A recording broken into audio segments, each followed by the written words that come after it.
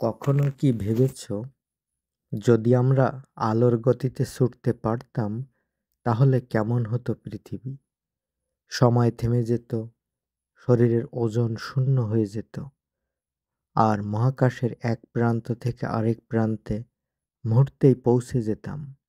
শুনতে science fiction লাগছে, তাই না? কিন্তু এটাই আলোর গতির রহস্য। আলোর গতি প্রতি সেকেন্ডে প্রায় 3 লাখ কিলোমিটার। মানে 1 সেকেন্ডে আলো পৃথিবীকে প্রায় 7.5 বার ঘুরে আসতে পারে। এই গতি এতই দ্রুত যে আমরা এখন পর্যন্ত কোনো বস্তু বা মানুষকে এত গতিতে চালাতে পারিনি।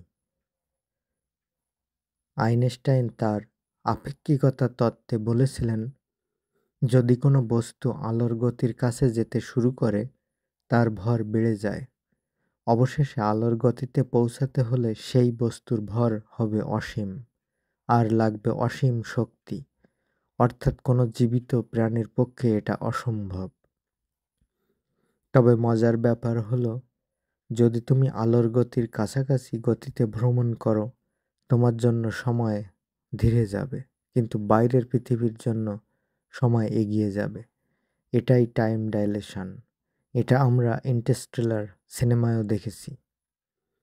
তাহলে কি মানুষ কখনো আলোর গতিতে ভ্রমণ করতে পারবে না? এখনকার প্রযুক্তিতে না।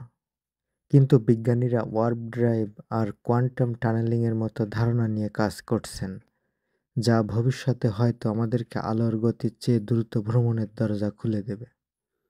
তাহলে প্রশ্ন থাকলো, যদি তুমি একদিন আলোর গতিতে ছুটতে পারো, তুমি কোথায় যেতে চাইবে প্রথমে?